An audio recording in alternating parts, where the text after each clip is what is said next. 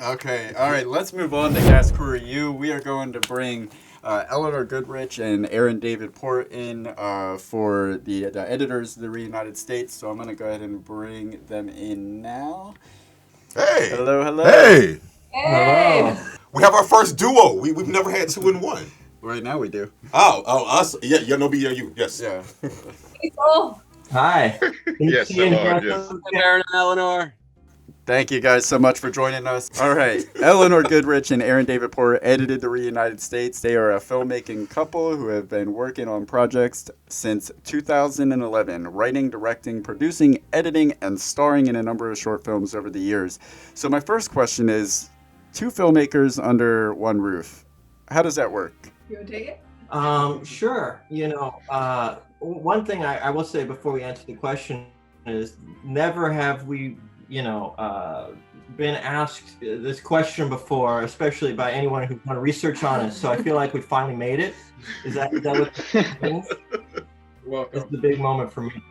But I guess for my angle, I think a lot of people talk about creativity in films as if there's a limited amount of creative control to go around, and I feel like that may be true for some people, but at least in our job it was like we just got so much to do, someone needs to do it, and it's just so fulfilling to be able to work on a such a supportive team of people that have ideas, because if you don't have ideas, you don't have a film, I guess. Okay. Did you have something to say? Yeah, as opposed to, I could definitely see there being a space of like, oh, I wanted to make this decision, or like, I wanted to do this, but for us, we're both like, oh, you want to do that? Great. There's plenty of work. And we also kind of take different, I tend to like storytelling, so I'll be off in this like big picture idea, and Aaron's going to be really particular about like, oh, but did you notice that color is just a little off, and we should go back and catch that. Yeah. So a little bit more technical versus big picture. I was more so curious about because film is such an all-consuming thing to get involved with. There's no oh, I'm just gonna work on a movie and I'll focus on real life in between. Like, no, when you're in it, it is a full investment. So with like my wife and I, she's not a filmmaker. She puts up with my filmmaking. So I'm wondering, like, when there's two filmmakers under the same roof, like, is there anything other than film? Eleanor does graphic design. I do some music. We do. It gets pretty all-consuming. Yeah, well, especially when we're in it, But I guess, like, personally, I think you can apply the same principles from any creative project to any other one, as long as you're kind of looking at them in broad strokes. So, am I going to, I recently got into coffee roasting, and I feel like it's the same kind of like, okay, it's a technical process, but there's also a creative side to it, and it's like, I'm gonna do this on this time, and then, and then I've got some editing to do later, or vice versa. I don't know. It just works out pretty evenly if you look at it as part of your you got lots of different things you're balancing at once. So let me ask this: in between coffee roasting and storytelling, how did you guys get involved with the Reunited States?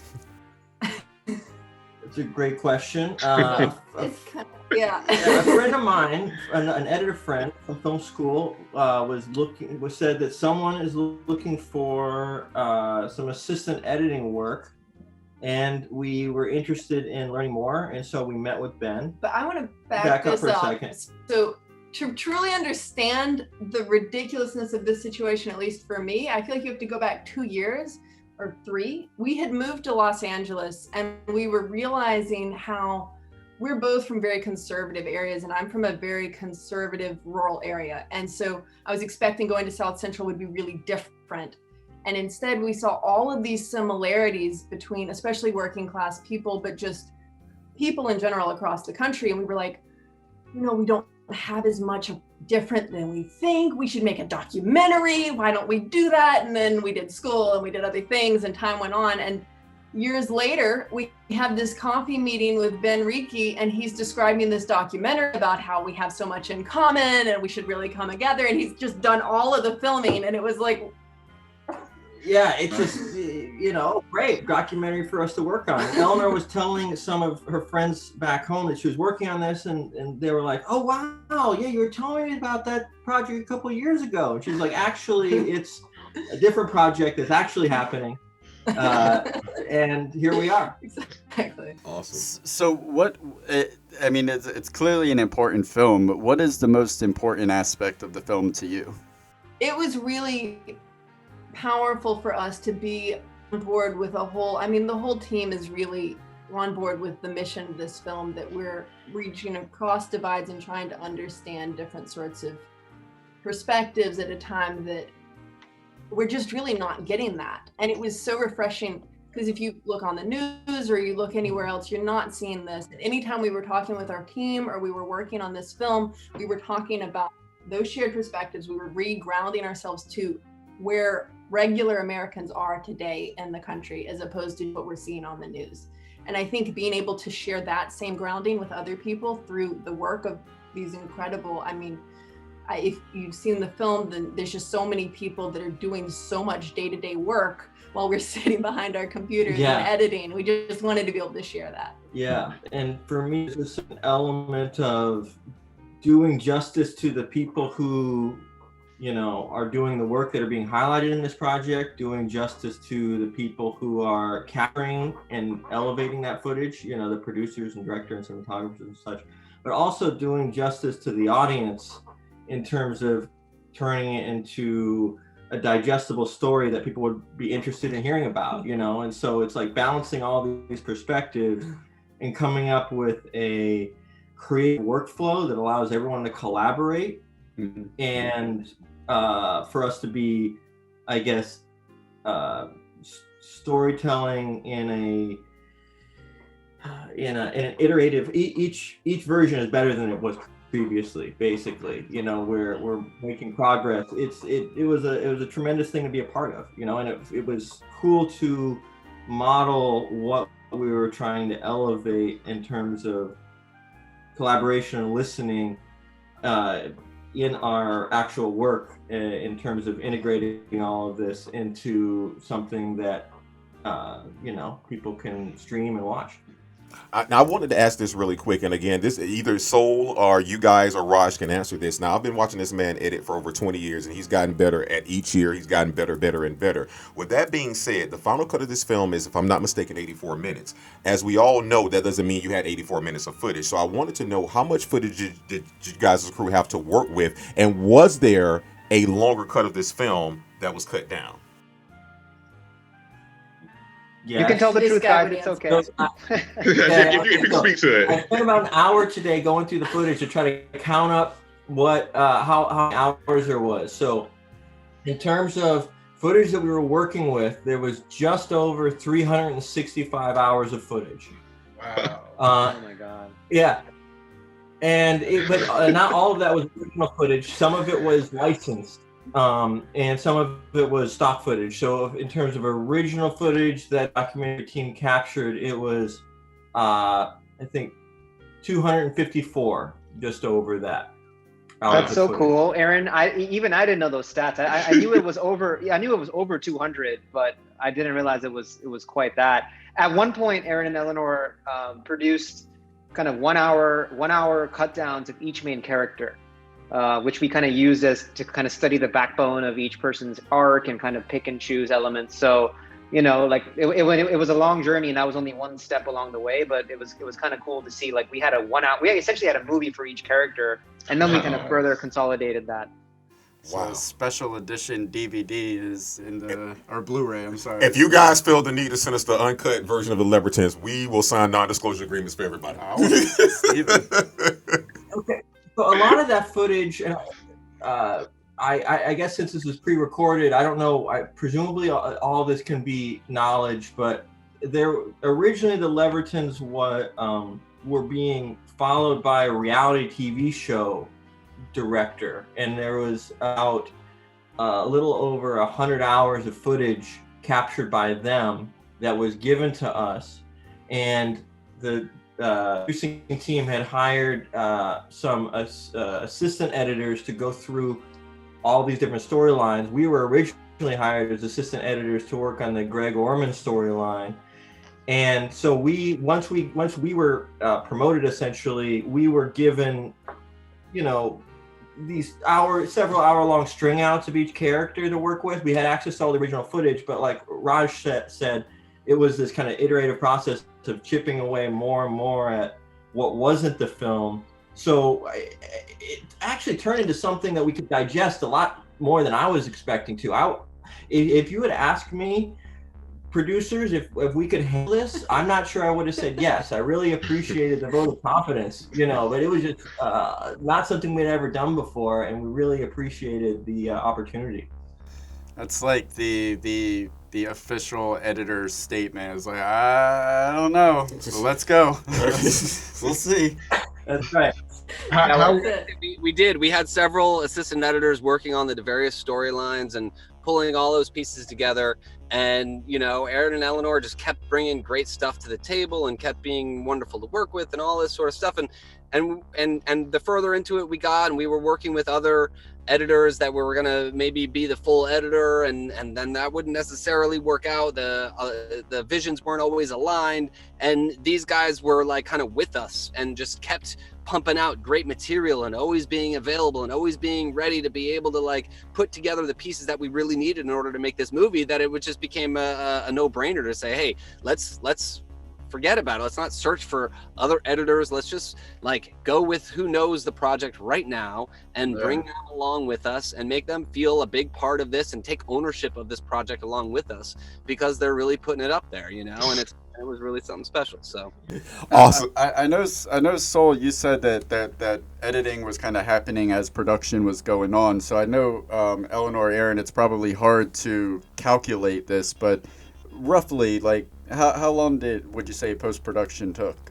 Eleanor tracked down our first email about this. It was March of 2019 is when we were sent an email to initially be brought on board. So, and apparently post-production had initiated in some capacity prior to that email being sent. So I can't answer beyond that, but still it's coming up on 2 years now for us. Oh, okay. Awesome. To piggyback on what Soul said, guys, always remember this. The best ability is availability. Don't let everybody tell you any differently.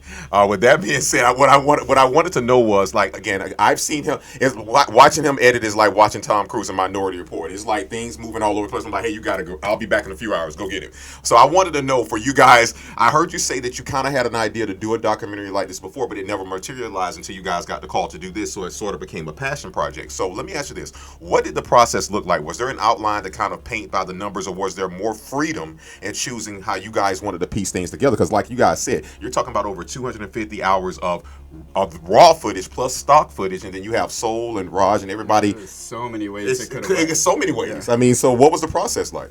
Oh my God. There are so many. Raj can account, and Soul too can account to this. I don't know how many times it was like, okay, we're super close. This is going to be the movie. And then we would get there, and then we would all watch it, and then we would go back and edit again. It was like over and over these producers. Everybody back to one. Everybody back to one. So on your desktop, we will see Reunited States final. Seriously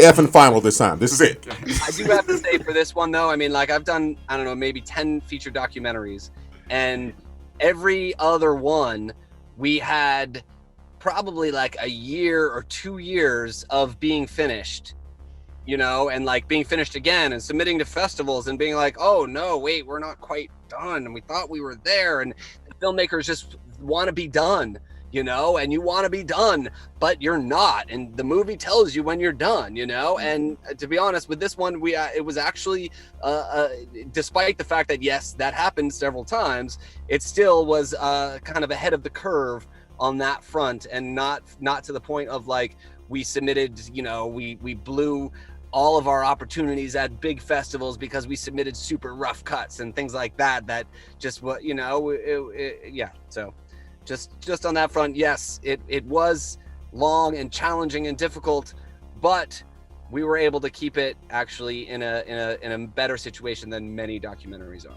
I Very agree. good. I definitely agree with that. All right, so in documentaries, we've become accustomed to things being cut out, rearranged in a way that veers away from reality to serve the narrative or to better serve the narrative of the film. So, Eleanor, Aaron, how do you hold yourselves accountable to remain true to reality while still creating a compelling story in post?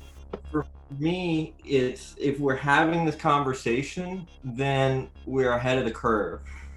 And we're always having this conversation. The conversation is never over, if that makes sense. But I wanted to give Eleanor the opportunity to say something.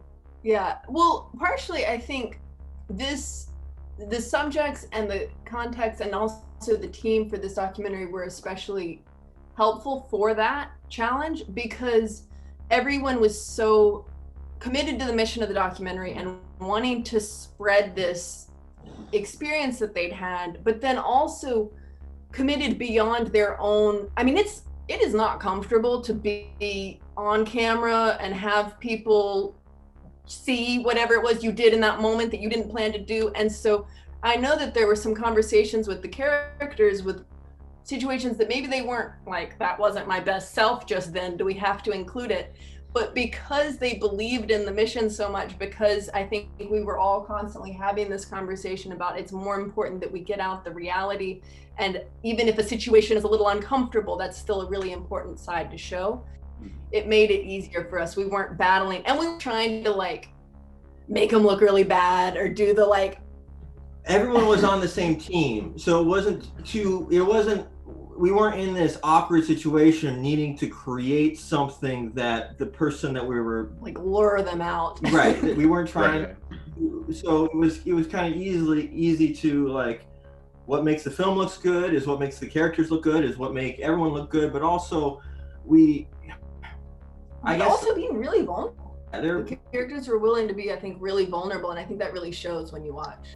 No, I was gonna say, I think you guys answered my question. I didn't mean to cut you off. I was going to ask you guys, what was the number one priority when it came to putting this film together? Because as you know, sometimes being an editor, you're asked to cook the food, but you don't get to shop for the groceries. Thankfully, Soul and Raj provided you guys with some very good vegan, healthy food here to serve the country. So with that being said, I was going to ask what was your priority? And it seems like if I'm hearing it was to make sure that you guys not only pay homage and tell a story, but also respect these characters because, again, it's rolling 24/7. They're not used to it. So what was the priority for you guys putting this together? okay. So there's that, and then there's also a couple of things. The other thing is acknowledging the audience. You know, we're talking to an audience here. This is a film that's, you know, the wildest dreams of everyone on the team is it to serve as an important wake-up call for America to do some soul searching and see the neighbor and everyone around them or something like that. Mm-hmm. So in the idea of, we know that we want to make it inspiring, but not at the expense of truth, you know, and this is the footage that we have to work with. And yes, these are all flawed characters to some degree, and some of the things that they say, you know, are really in support of this kind of group message we're trying to send, but at the same time, it's not like they all go to conventions to talk to one another or whatever. So they're all saying different things. It's a different, you know, the idea of it being a bridge building movement, but to some extent it was kind of like, we're trying to you know, to thread all these separate storylines together in a way that makes it seem like they're more than the sum of their parts. Yeah, partially what we're trying to talk about here is all of the different perspectives that exist that come from real genuine experience in America are coming from a place of real experience. And so we're trying to take people's genuine opinions and experiences and share those with other people that maybe share those or maybe don't, and encourage people watching the film to go out and listen to whatever it is that is the experience outside of your own. So when we're trying to do that, there is so many perspectives and so much experience that we're all trying to cram down into this one film that's going to kind of just be one perspective. And so we really tried to include as many voices and as many, not all of our characters necessarily had the same vision for their path that they would take to reunite the country. And so we wanted to include all of those different perspectives, even if one of them might be seeming to say, go and reunite two parties and work together that way, or go make your own party and be an independent. You know, I think that we're really trying to find all those perspectives and bring them together. And also balance the fact that there is a whole slew of characters that were cut out of this film. I mean, in terms of, I don't know if y'all talked about this, but there's a series that's, my understanding is to be released. We did talk Right. about it, Aaron. The Everyday Heroes series. We did talk about it, but yeah.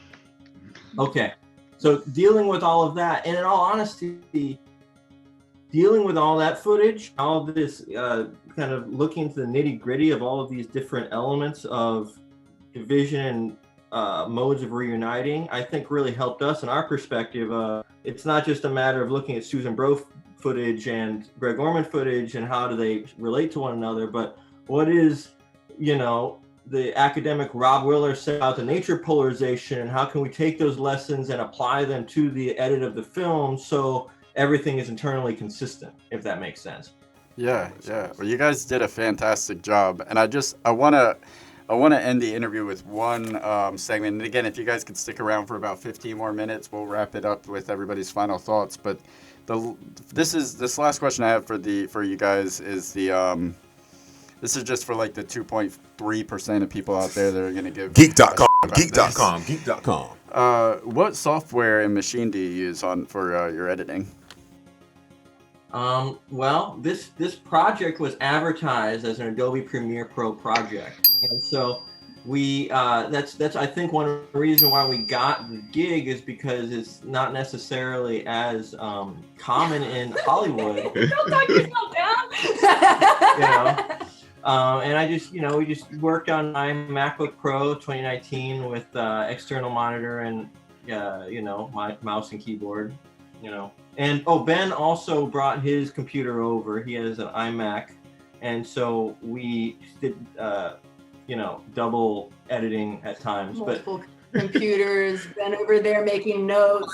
Yeah, we had little work parties in our office. Proprietary editing software. It's incredible. Oh yeah.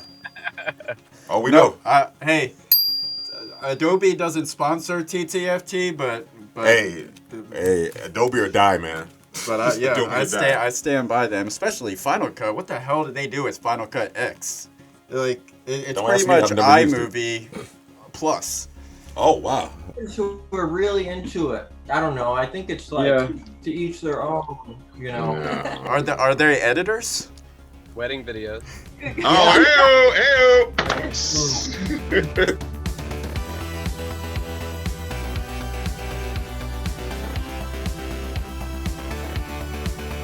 Why don't you subscribe? It'll last longer.